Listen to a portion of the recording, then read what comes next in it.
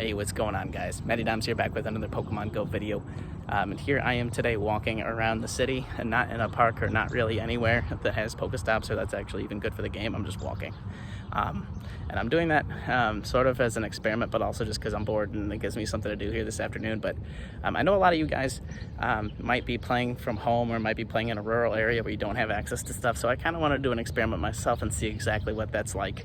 I'm always playing at TBG or like in a downtown area where there's access to everything. So kind of just a way to switch it up here a little bit and see exactly what else I can do. Other ways to enjoy the game and other ways to get out and see if I can share some tips from my experience there. So first things first that I've noticed here is this city is not easy to walk around in, and there's not a lot of spawns.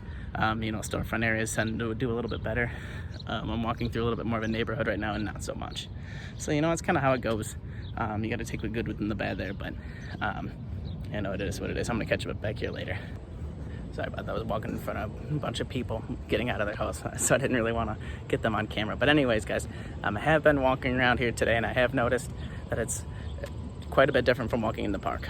First, a lot more event spawns, so I'm getting the Ammonite, the Shieldon, Cranidos, everything that I'm actually looking for instead of, like nest spawns. There's been a bunch of just weird, like Wurmple and, Pokemon that I'm not after at other parks. So this is a nice way to kind of condense that. But also it's a lot less spawns here too. So that's kind of another thing I'm having to deal with. I suppose you got to take the good with the bad there, but, a little bit different there, I suppose. But again, another good way to get out and change of scenery. Different stuff to look at here. And obviously, you get in front of storefronts, you get in front of places that have gyms, have Pokestops, that sort of thing. You can make it a little bit easier on yourself. So maybe if you're doing something where you're not walking in a park, you walk around in the city, attempt to hit those areas as often as you can. Now where I'm at, there's not much of that, so they would kind of have to change it up here. But with that said, here, guys, the one negative thing that I did see from this experience here is this area is really not built for people walking around. And it's challenging, having to always go to a park or have to go to a downtown area to do something like that.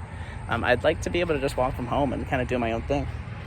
I'm going to cross here before I get to the crosswalk. And that's the nice part about living in a small town, too. You can do something like that. But the challenging part is here, guys. I can't just walk around here feeling comfortable on a sidewalk, well away from cars and just play the game. I have to be constantly aware, and that's probably anywhere you go, you're going to be dealing with that. But the one thing I'm looking at in particular here today is, and I'm going to show you guys here in a second, the sidewalk I'm going to come up on, but there's maybe a foot gap between the sidewalk and the road.